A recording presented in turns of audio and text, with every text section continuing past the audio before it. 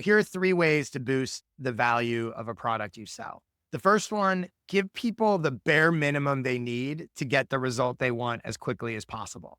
Now, that sounds counterintuitive. Like, how is giving them the bare minimum going to make it more valuable? But here's an example. If you can teach someone how to do something in 5 minutes, don't take 5 hours to do it.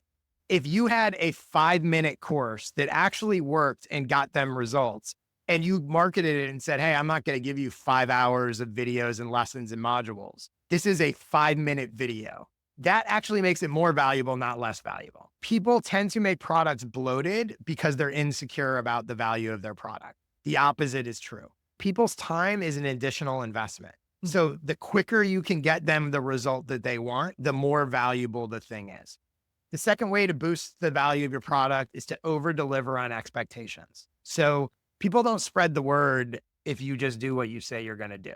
They might be happy. They might be like, I bought that thing and said it was going to do this. That's great. They don't talk about things that they expect. They talk about things that they didn't expect. Yeah. So Seth Godin has a great line about marketing. He says the definition of marketing is make big promises and over deliver. So look for ways, look for little things. By the way, this ironically, this is an example of it, right? You did not join my coaching program expecting to be a guest on my podcast and have this conversation. This is a surprise. And when you talk to people, which I know you do, and I super appreciate, when you talk to people and you'll be able to say, hey, the coaching program is amazing and this, that, and the other. And he even had me on the podcast and, all that kind of stuff. So this is an example of sort of over delivering. Yep. If I had said up front, you're going to be on the podcast, you'd be like, oh, this is cool, but it wouldn't have the same, oh, I didn't expect that thing. You'd be less likely to talk about it. And then the third way to boost a product's value is when you give people the answer to the test, it's more valuable than teaching them how to answer the question. And it's more valuable because it's quicker.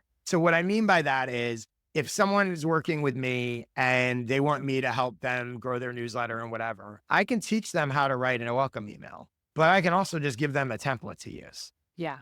And Yeah. every case is different, but when you can do the work for them to a certain extent, right? Or in addition to, I'm not saying not to teach people, but to be able to say, I can say, look, here's how you do a welcome email. And here's a template, just fill in these blanks and you're good to go. Like that boosts the value of the product. And I think a lot of times, especially with educational products, they get hung up on, I'm teaching people what to do. And they forget you can add a couple little things that speed that up and make it a lot easier and therefore much more valuable.